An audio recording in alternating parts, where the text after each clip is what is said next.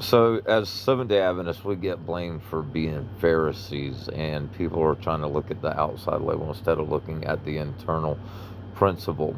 So, when you look back at the arguments of Jesus in between the Pharisees, his own kingdom, his own people that were supposed to bear the image of God, they were claiming to keep the Sabbath, but it was actually the Pharisees who were breaking the Sabbath, all in the name of the Sabbath. And the same thing with the law.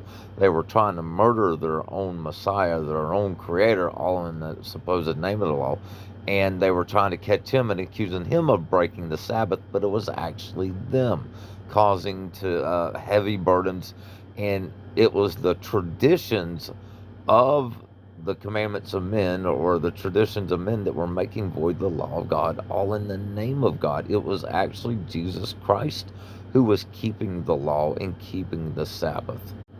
But you look at how the Pharisees blamed Jesus Christ. So, as today, what Satan has done is he's still making void the law of God, because he's deceived people to say, well, no, you don't have to keep it anymore. He's twisted the meaning and definition of the scriptures backwards and deceived people.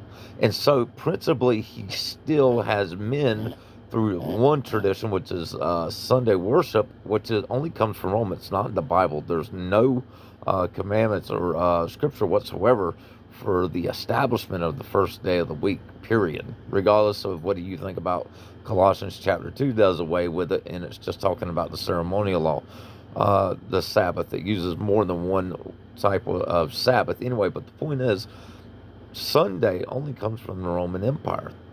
It's a commandment of man that's making void the law of God, all in the name of supposedly remembering the Sabbath. It's making void the Sabbath, all in the supposed name of remembering it. It's the exact same principle as the Pharisees. Not all, and keep in mind, individuals vary, but there's a lot of people on these pages that will argue and accuse Seventh-day Adventists of being the Pharisees, and they don't look at it principally internally, and they don't realize that they're on the same spiritual fundamental principle foundation as the Pharisees. Satan just very slick flips it backwards. So a lot of them actually end up being the Pharisees and don't realize it. This is not the only thing that Satan does, the only subject or only doctrines. He does this with many other doctrines. Jesus wasn't doing away with the Sabbath. He was reestablishing the Sabbath. He was reestablishing his authority.